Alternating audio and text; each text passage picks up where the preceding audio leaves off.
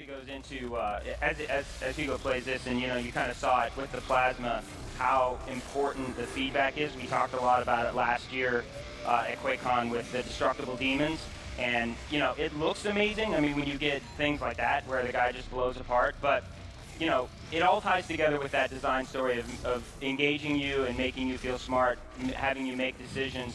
In Doom, you make them really, really fast. It's like a game of speed chess. So the feedback really needs to be precise and amazing, and you need to really understand what you're doing. Right there, Hugo's going for the weak spot. You kind of heard that ping, and that's shooting the turret off the top of the Arachnotron. A lot of the demons have those. Mancubus has one too. So I have in the lower left-hand corner, I have a blood punch charged, and the blood punch is like a super melee shot.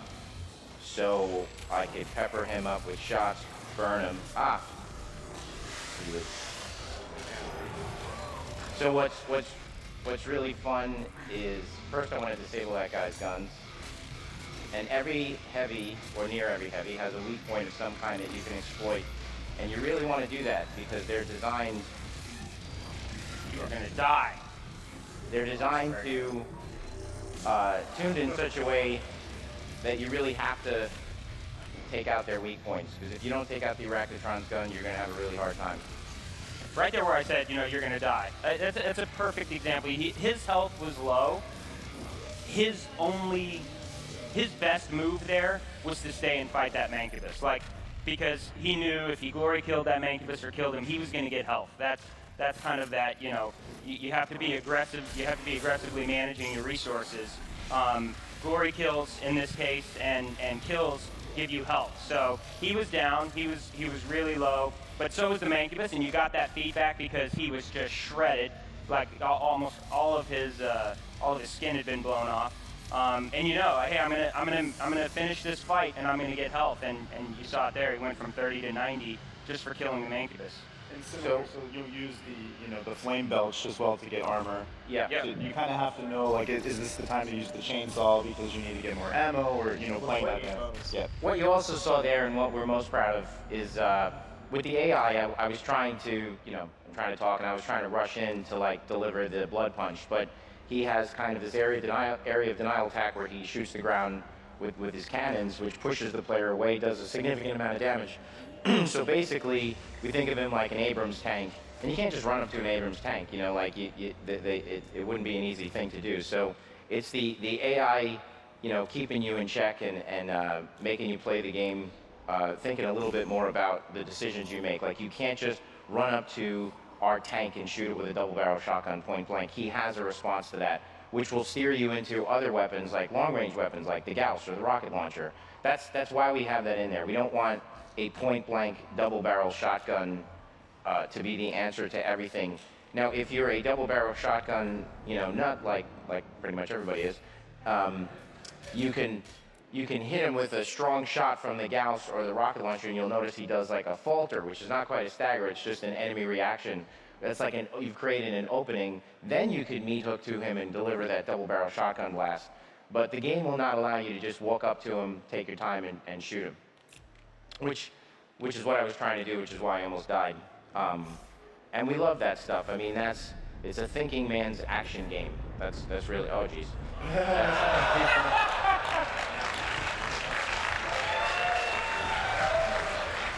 You thought poorly. I like it. I get applause for inversion. I get applause for playing bad. I like this. Yeah, actually, you saw there. That's it right there. We have a lot of our spaces are much bigger. There's areas like this where you can fall off the world. We're not trying to overly punish the player.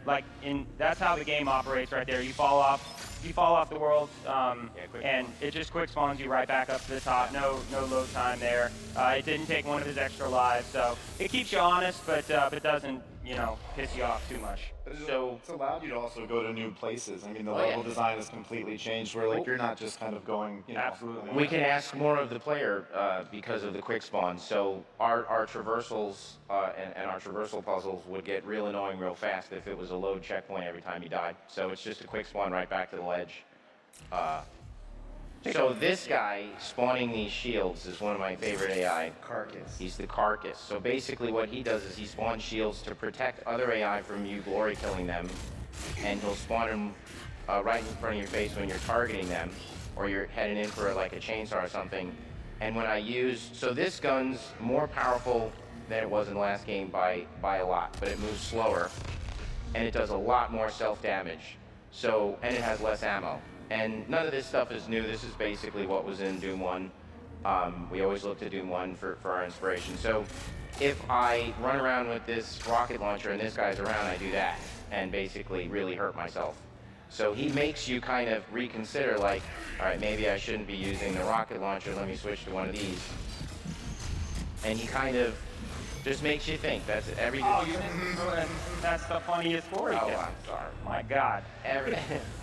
Every AI is meant to make you think. So again, he'll make you reconsider using that rocket launcher, but then he spawns the shield, which you can disable with your plasma. So there's like a lot of speed chess kind of decisions that are going on. The more you play the game, the more you understand the metas, the stronger you feel, because you can just start to, really wreck the AI. But we're not just going to hand you that power fantasy without you earning it. I mean, you gotta learn all those metas and the counters and what each AI does. All right, so let's pop this guy's shield. It's much better in the game right now when you pop it. Visually. That was with the plasma, right? Yes, the plasma will disable all enemy shields. So you guys saw the Doom Hunter in yesterday's demo, and he actually has a shield that covers the top half of his body. So part of the mini game with him is disabling that shield to allow you to deliver damage to him. There's actually, we kind of balanced this for, as we made this for E3 and knew that we were going to be bringing it to QuakeCon. You're basically making a demo for people who are kind of starting, like they've never played this game before. Usually you get to take them on a long journey of learning, but we didn't want to start people at the beginning of the game because you don't have a lot of stuff. So that's a perfect example with Carcass. Pain in the ass. So we balance this. You'll notice there's some resources in the world, but really most of what you're doing is managing your resources through glory kills, through chainsawing enemies to get the ammo and getting armor through flame belch. And I'll tell you, it's awesome when you actually have the game in your hands and you're checking, even way more so than Doom 2016. You really think about that stuff, and when you see, you'll see how colorful and obvious the pickups are. You see the blue health files; they're very reminiscent of the original games, but even the health packs. And it's because the resources are more scarce in the environment. I think they just like kills. That's it. Yeah. I mean, you really like doubled one after the other.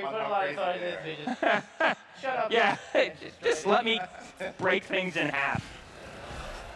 So, same as last time, glory kills are contextual. Whatever limb or direction you look at, wherever you put your crosshair, you get a different glory kill, which I love because, again, once you get better and better at the game, you feel like you're choreographing your own martial arts film. Yes. So, I was kind of saving him.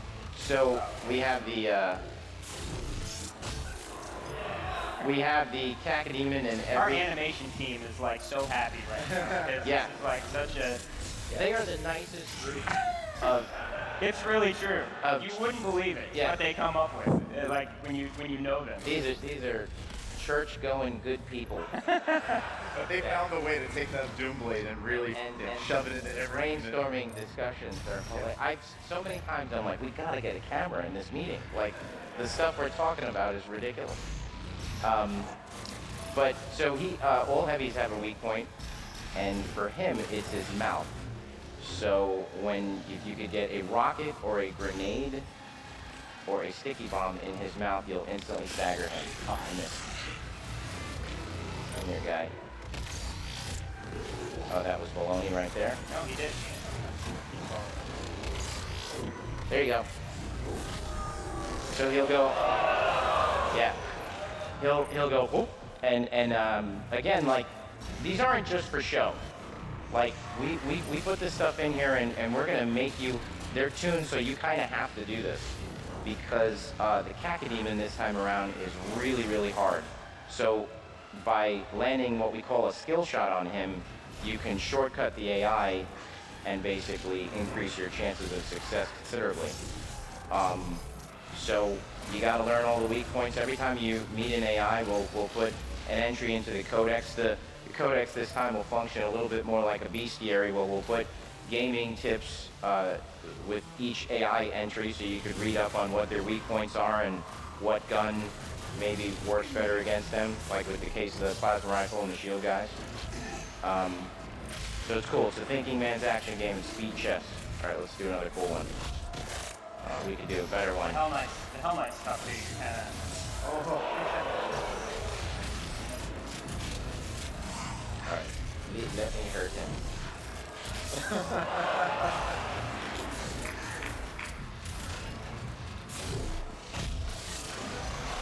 This is endlessly fun. Well, what's cool, and I mean, you're seeing Hugo do it. He obviously, very, very good at the game and knows it well. But you got this sense in 2016 a little bit, but it's true even more so in Doom Eternal. You feel like your own fight choreographer while you're playing. Once you learn the demons, and there's so many glory kills to do, you really can have fun making your fights not only fun but look just spectacular. So I blood punched him, and the feedback on the blood punch is amazing. So, like everything in Doom, it's all about gameplay and first. It's not about, it has to look cool, but it has to have serve a purpose in the game. So, hold on. The blood punch will, with the rune, can provide you with health. So it's another way to get health when you do a blood punch.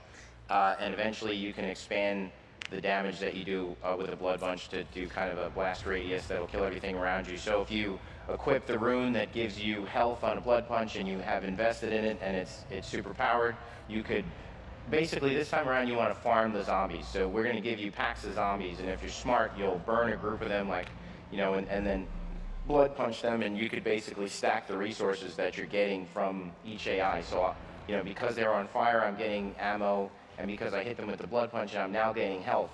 And again, it's kind of this a thinking man's action game. There's always secrets and other paths to get to. Yeah, that was a secret. Yep. Every time you see a green crack, that's kind of like a main path, and then you'll see those kind of heavy, dark, black cracks in everything from walls to vents, and those are secret paths. Even that's just immensely satisfying when you punch through those. It's like, cut this, and you just go absolutely. through. You basically, like, we thought about it a lot. It's like in Dead Space, his name's Isaac, right? The guy in Dead Space? Yeah, he fixes things. He's an engineer, right? That was what was cool about that. I love that game. But in Doom, when we started, it was just like, he just breaks things. He's like this pissed off 14-year-old. And who can relate? Just like, So most of our puzzles, like we have punch blocks, for example, which have giant punch symbols on them. And we have green cracks, which mean, so if there's a punch symbol, it means you can move it. If there's a green crack on something, you could break it. And if there's a kind of this crosshair, that's a shootable, it's an activator, it'll activate something. Really simple kind of binary, we call like 8-bit puzzles, but they're smart. I mean, the way that we combine them throughout the game, they build and build and build, and while the number of things you could do with them is limited, the way that we implement them is really pretty clever. And all just to add variety to the gameplay. Even these the tentacles add, something that honestly one of the criticisms of Doom 2016 was, you kind of got to a point where it was a little bit monotonous, a little bit repetitive, and the puzzles that Hugo's talking about, things like tentacles, surprises, slime. There's a lot of things in the game this time around that'll really again, challenge you, engage you, just change up the gameplay enough from moment to moment that you don't feel like you're just going arena, hallway. Certainly the arenas and the hallways are just as fun, but now in those hallways, again, you'll be farming for resources because the whole hook to the game is take what you need from the enemies. So in a typical hallway, we know you just left an arena. In the shipping game, we might fill this with zombies, and you've got plenty of things to do. Do I want to extract health from them? I'll use the blood punch. Do I want to burn them? Maybe chainsaw a few, maybe glory kill a few. Like, you're always thinking about what you need to do next. And he mentioned the sludge. Like, for example, we've got a material in the world that if you walk through it, some of the surfaces are hazardous, some of them slow you down and don't allow you to dash. And then we introduce tentacles into those situations, start combining things in ways that make for some really interesting moments in the game. I think some of the most compelling moments in the game are actually outside of the arenas. We worked really hard on that. I mean, we heard you guys' feedback. Oh, this is the Doom guy acting like a 14-year-old again. He's like, get out of here, big ball. You just trust that this is gonna what he does, I mean, again, he's, we talked about this in a no-clip, in a Giant Bomb interview.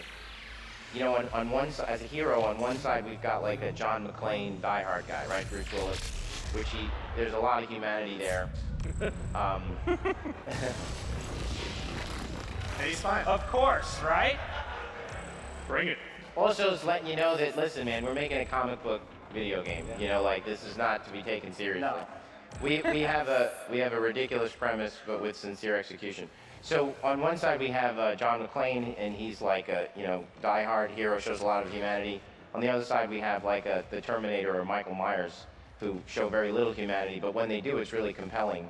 And those two characters, Michael Myers and the Terminator, what makes them so entertaining is they're uncompromising, and they take the shortest path to everything. It's something that we would all aspire to do, right? Just walk in, take what we need, and walk out. And that's why it's like a power fantasy watching the Terminator when Edward Furlong tells him, oh, hold on, I have the key card pass, and he's going to go through this whole process of hacking into this thing, and the Terminator just walks through the wall. That's what makes him so entertaining.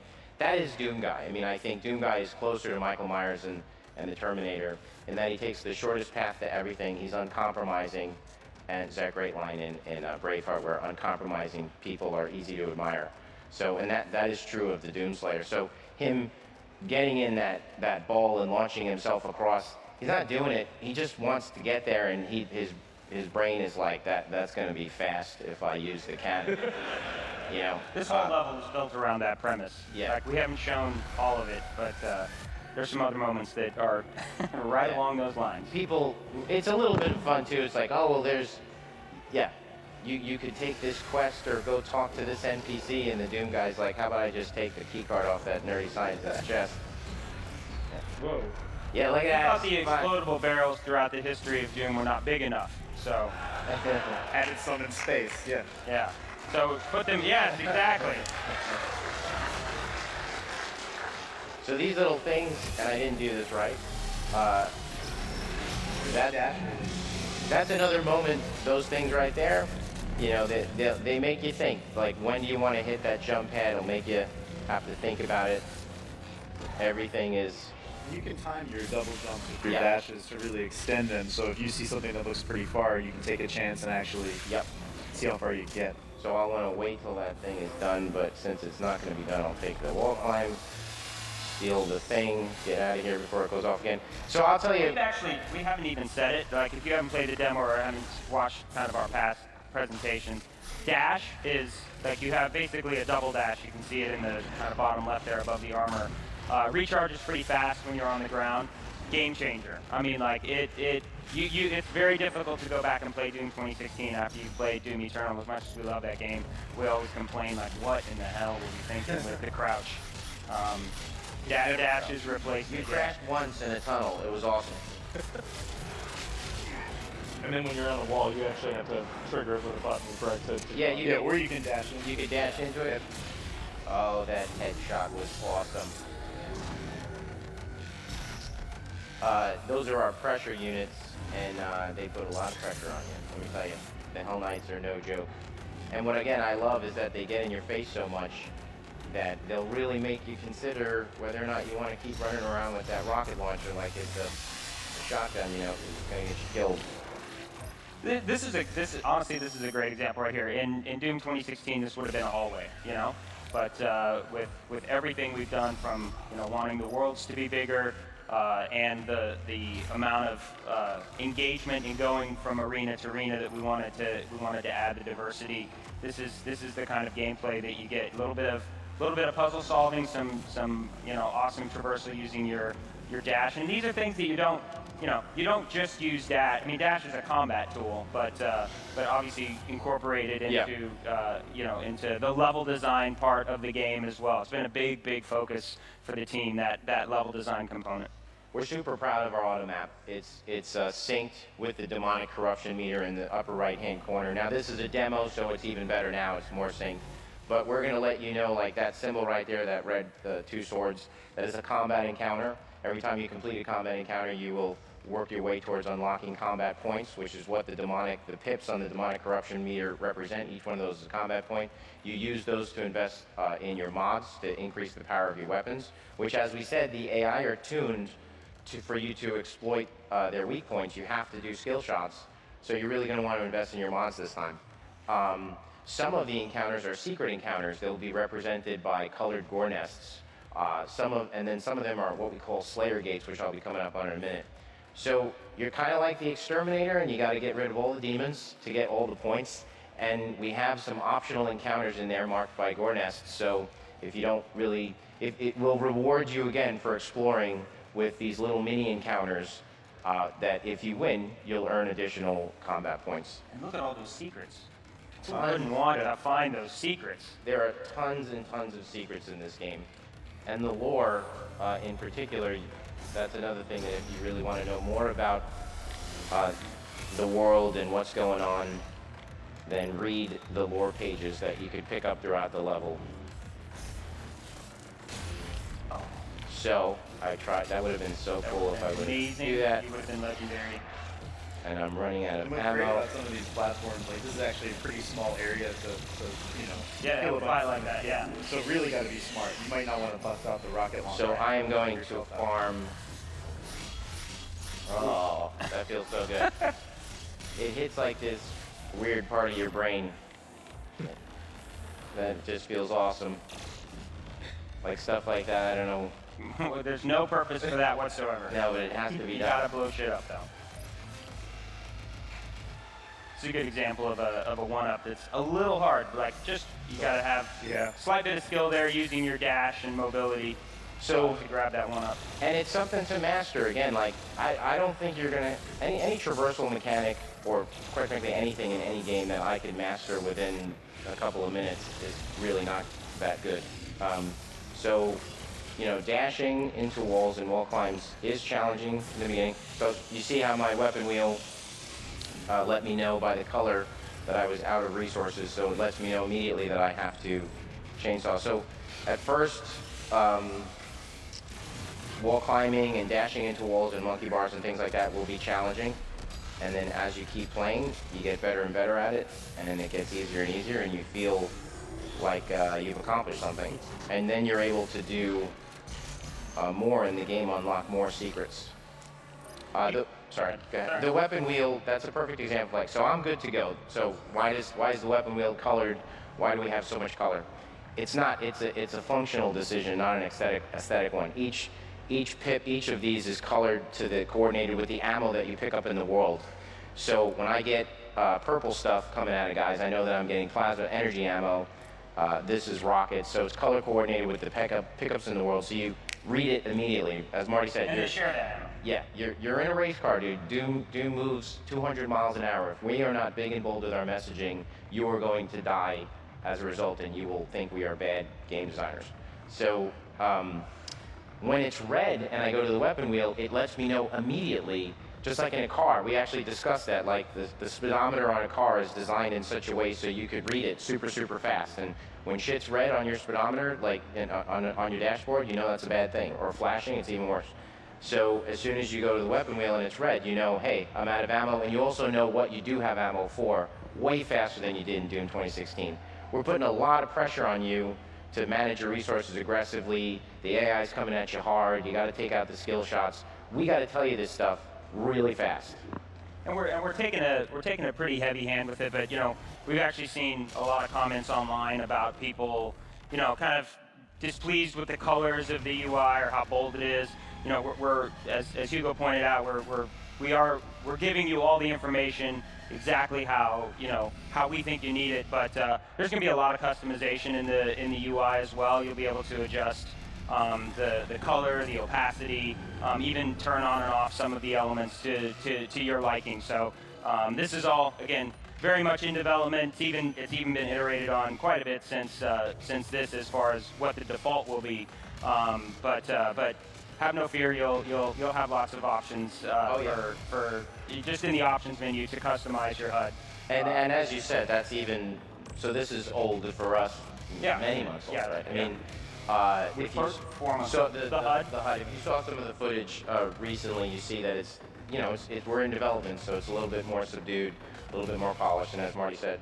But not a wholesale change by any stretch. I mean, the fundamental design principle there is you need the information, and if you've played the game, actually, it's interesting to talk to people who have played the game, and then you talk about, like, nobody who plays the game talks about the HUD, because it gives you the information that you need as loud as you need it.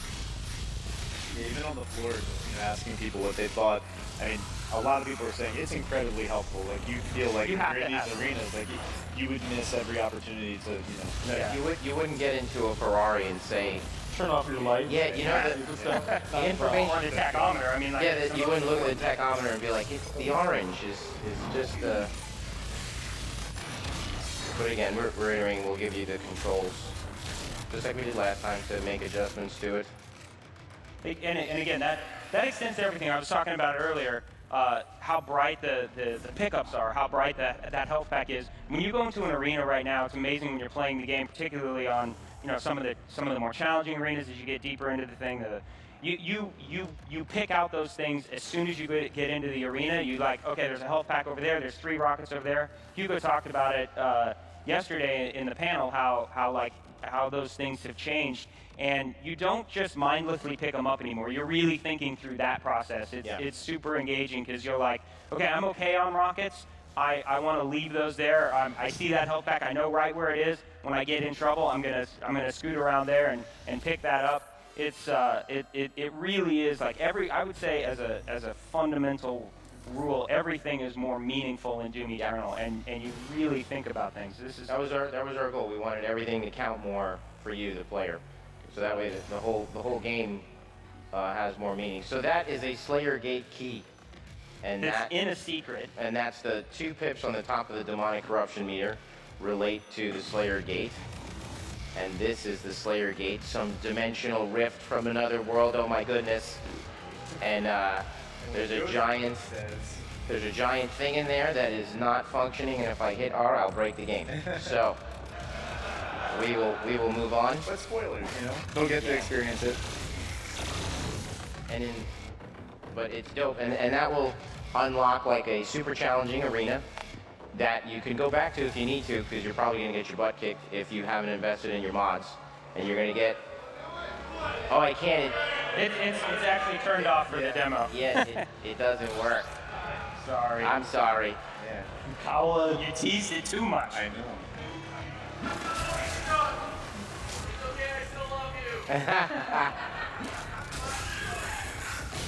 Oh, with the HUD, with the gun and stuff, the position of the gun? I don't think that's on here right now. Definitely not. But we'll do that. Yeah. That delay of me saying wait, I was waiting for you to say. I don't want to get in trouble, Marty. And be like, can't be announcing that stuff. What's fun is some of those. Again, it just makes you think. Some of those tentacle holes, they're dormant. So you kind of walk through and you're never quite sure. Just it's fun. It actually. Not all of them have tentacles. You're not just racing down the hallway. You're really thinking your way through. And they're just like demons. Like if it's pretty great if you come across one of those and you're low on ammo. You can chainsaw them just like a demon and get resources or burn them. So I saw that there was a question mark up there earlier, and then you got to look for the black cracks. You know, they're pretty subtle, and they will lead me to more secrets. And then I will burn and grenade and get the feedback of all that green shit coming into me. It is awesome.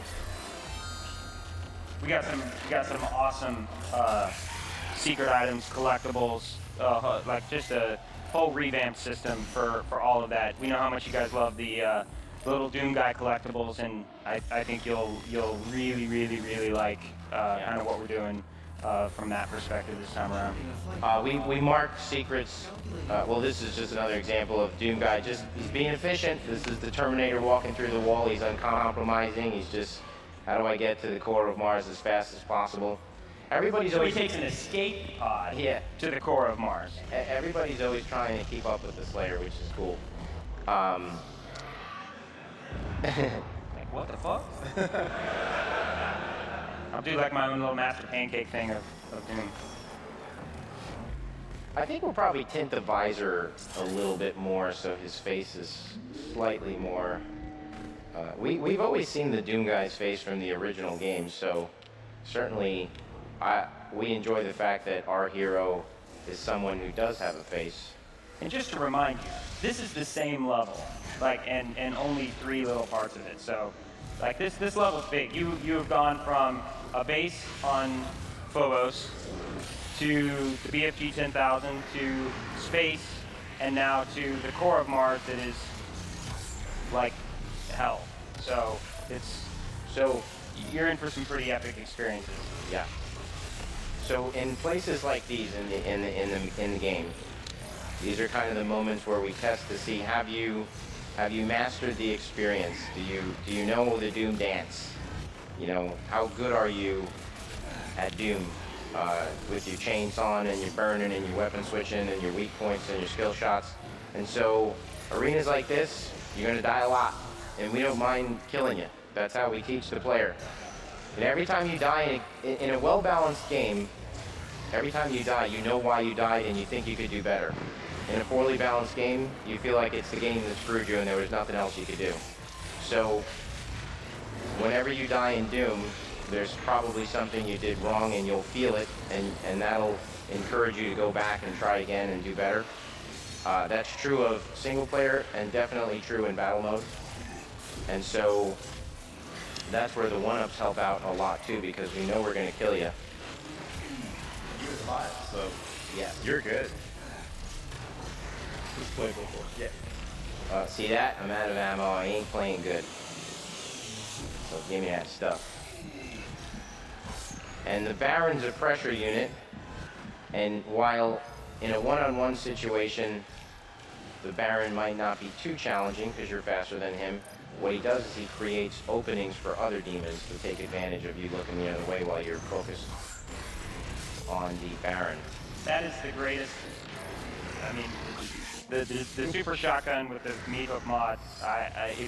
If you played, you probably got. When you really get good with it, it is a life-changing experience, honestly, because it's so. You know, I talk about the fight choreography type thing. I mean, to be able to sling yourself off of a demon, sometimes you just use it to get up close and get in close for a kill. Sometimes you can use it if you pull yourself and right before you get to the demon, you hit jump and then use your double dash. You can actually sling yourself off of a demon to get up to a higher elevation or to swing around him. You actually saw it yesterday in some of the Doom Hunter videos. He would pull himself to the Doom Hunter, flip over the Doom Hunter, and then get around behind him.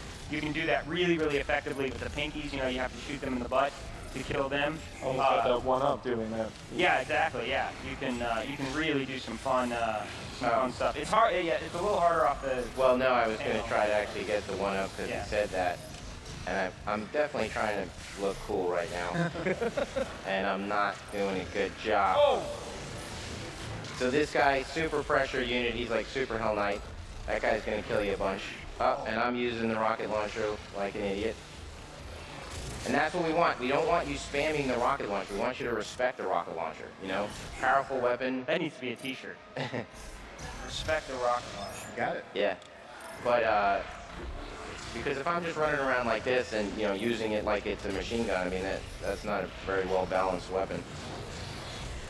The machine gun has its place, too. This scope is so awesome for skill shots. I mean, you could just, like, man, when you get good at the game, like right now at the office, you know, because we've got some more balancing stuff going on, tuning with the weapons. I mean, you could just, like, headshot dudes, like, kind of a quick scope situation. It just feels awesome. And taking out the Arachnotron's gun mid-fight, you know, just feels amazing. Yeah, it's important. They're actually really fast. They're crazy. Dash around and. I mean, if you didn't, they're tuned to force you to want to take out their weak points. And if you don't, you're gonna get killed. So the Prowler, that was a really great example. I literally took my hand off the joystick. There's a 1-up right there. Yeah. If he died, you come, I mean, you just stay in the action, screen goes gray. You're in a moment of invulnerability to kind of find your footing, and you're right back in the action.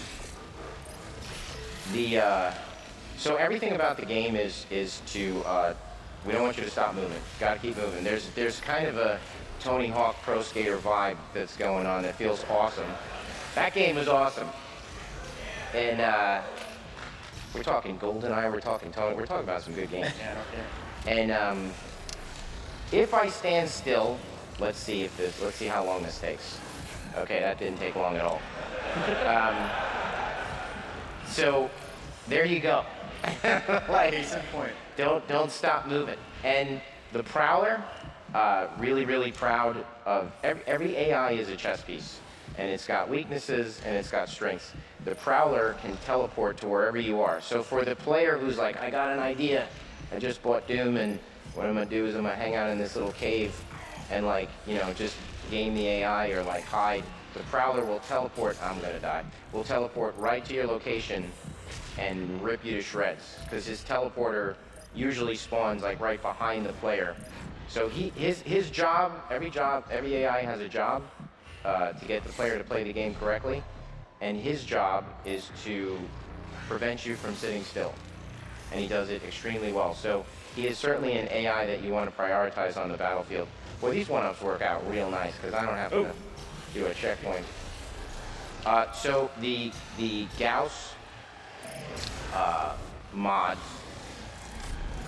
is very effective against flying demons. It will usually one-shot them, and I am out of shotgun. So we're gonna chainsaw this guy because I've had enough of him.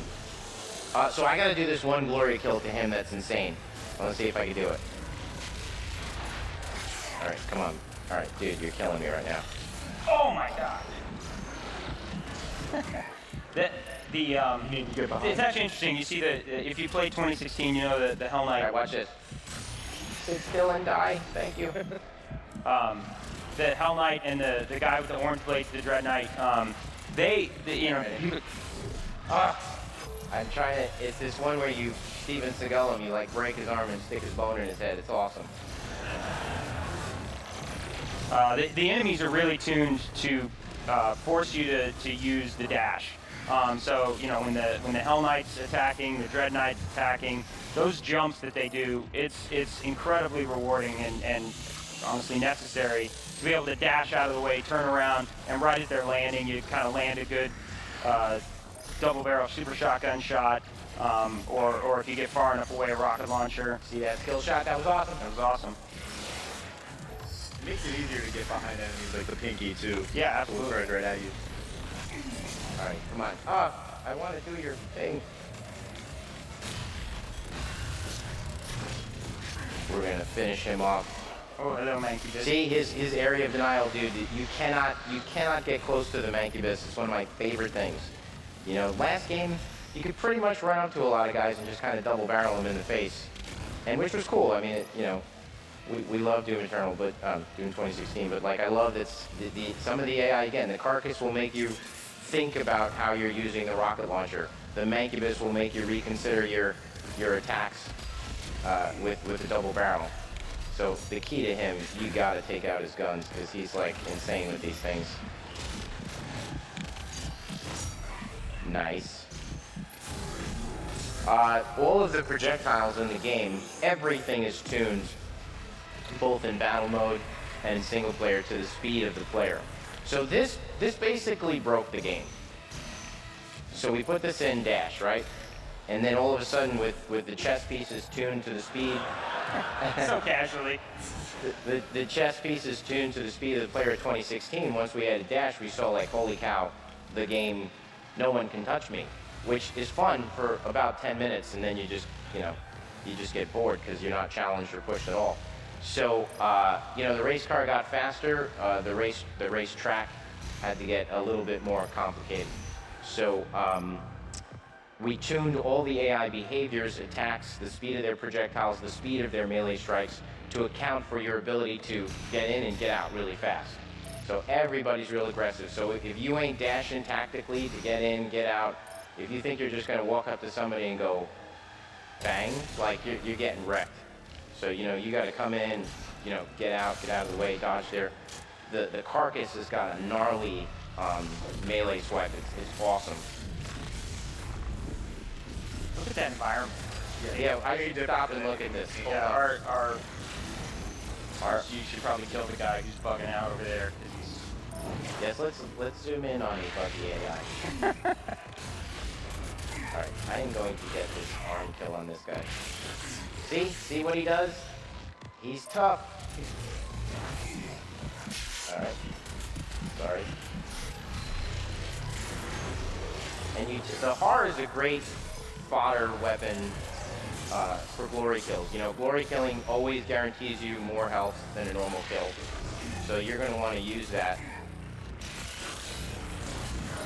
tactically.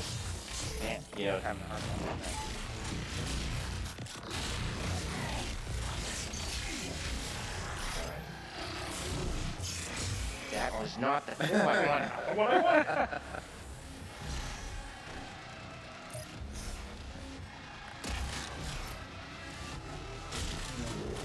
One last one. Yay. You guys Yeah, have a look at favorite it. of the new glory kills? I mean, What's that? do you have a favorite of the new glory kills? Oh, well, the one I'm trying to do that I Yeah, can't do. I missed is awesome. I wasn't trying to rub salt in the wound. You've seen it in the trailer. Yeah. He breaks his arm and then shoves his arm bone. That looks crazy. Through a. And look, we're at the core of Mars. That's Yeah, the you started way up there. So we went from the moon to outer space and then to the core. But what created this giant hole in Mars, Marty? You'll find out. That's what I want. You did. Spoiler. The Doomslayer Because does. there was a big giant gun. Uncompromising. There was a big giant BFG, and then there's this hole. And he was. People always ask what that was shooting at. Yes. We don't know, I guess. And where's this going? Yes. You'll have Let's to find out in November. Yep.